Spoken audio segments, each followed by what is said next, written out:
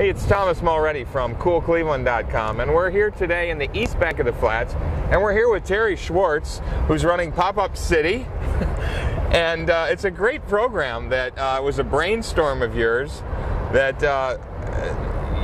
you learned about this, I think, from some folks in Europe, where they start a thing and it pops up real quick and then it disappears the next day. Yeah, that's the idea. I mean, Cleveland has a lot of vacant land, and Pop-Up City is about making short-term things happen on those vacant properties that bring a little life to the city and then disappear and turn up in another location. Right. Where did you hear about this? And was it... Oh, we did an exhibition last April, a Shrinking Cities exhibition, and there are a number of folks in East Germany particularly that have been doing this kind of thing. So we thought it might translate to Cleveland, and so far it's been working kind of well. Your day job is with the Kent State University Design Collective. That's true. So you're not unfamiliar with this sort of territory and these issues.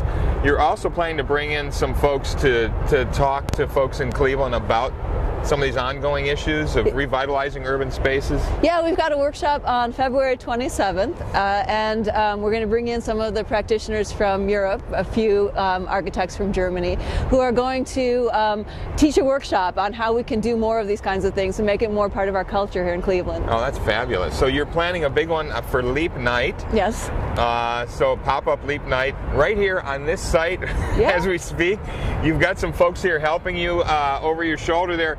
They're setting up, it looks like Christmas trees. Well, they are former Christmas trees, yes, that we've harvested from tree lawns throughout the region. Really? Eventually this site will have its own permanent landscaping, but the Christmas trees are to simulate a temporary landscape. Gotcha. We're going to make the place very fun for one night. There'll be lights and ice and trees, music and snowboarding, ice skating. It'll be a lot of fun. All right, so walk me through it. You got the snowboarding is going to happen kind of over there in front of Larry Flint's Hustler Club, right? Yeah. Across the street, basically. It's where there's slope on the site, so there'll be a snowboarding ramp, and people are welcome to come and snowboard that night. Perfect. And then we wanted to have a large ice skating rink, but the site really doesn't accommodate it. Right. So we have a series of 10-foot diameter ice skating ponds that are going to be set up around the site. We encourage people to bring their skates and skate that night. We think it'll be cold enough for the ice to freeze. And the snowboarding as well? People can come and participate? Yeah, well, the snowboarding is actually going to be a competition, but there'll be open snowboarding early in the night, and then at the end of the night you can compete for fame and prizes. Excellent. Yeah. And what else you got? You got actual video games you're going to be... Yeah, you know, all the kids these days like Guitar Hero, but we got MTV to donate Rock Band, which is like Guitar Hero, but there are 4 people playing instruments. So again, early in the night it'll be open play, and then at the end there'll be a competition, and we'll kind of crown the champion of Leap Night around 10:30 or 11 on Friday night.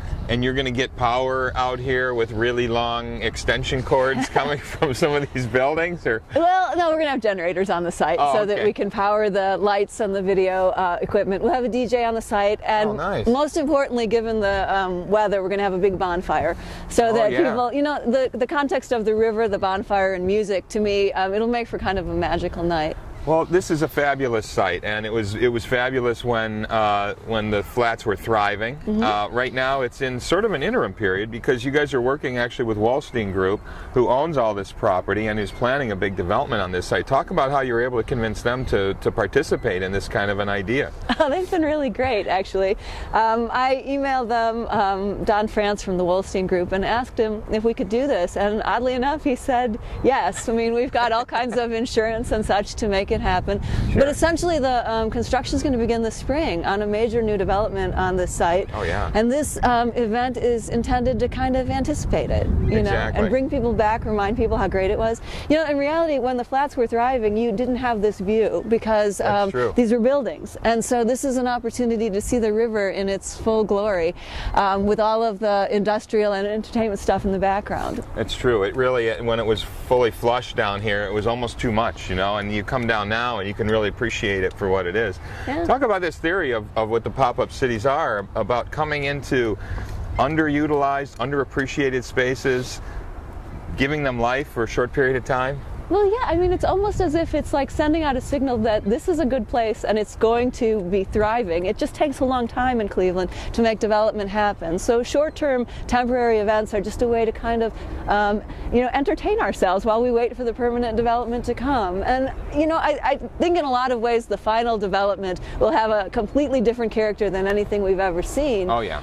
But this short-term event is really about that, about kind of celebrating the authenticity of this place. Right. I think that's what, we met through the Civic Innovation Lab, I should mention, because you came with the project and they funded it, and it's a fabulous idea, I think, because it is about, really appreciating the aesthetic of Cleveland, the industrial aesthetic, the sort of post-industrial nature of what is going on here, as opposed to trying to really change it. Not that you're not trying to look for change, but the change is more, isn't it, in the perception of how people look at their environment? I hope so. I mean, for the longest time the flats were perceived as sort of the center of it all, and then that perception changed in a very negative way, and so we're trying to bring it back and remind people of all the things about this place that are good. This is one of the early pop-up city events. We have more scheduled throughout the year, still to be determined. So some of these sites, like this one, have a development project that's imminent, where other sites that we hope to activate may have more of a hidden development potential. Oh. But the idea is finding these good places and shining a spotlight on them for a brief period of time, and then hope to see what happens in a more permanent way as a result. Well, it sounds great. We're going to invite everybody down here for Leap Night. Yeah, you guys have done a lot of work. Yeah. It's going to be a lot of fun. Everyone should come. Absolutely. And we'll look forward to future pop-up city events as well. Thanks. Thanks for all your hard work, Terry. Thank you. Hey, it's Thomas Mulready from CoolCleveland.com. Have a great week in cool Cleveland. Cold Cleveland.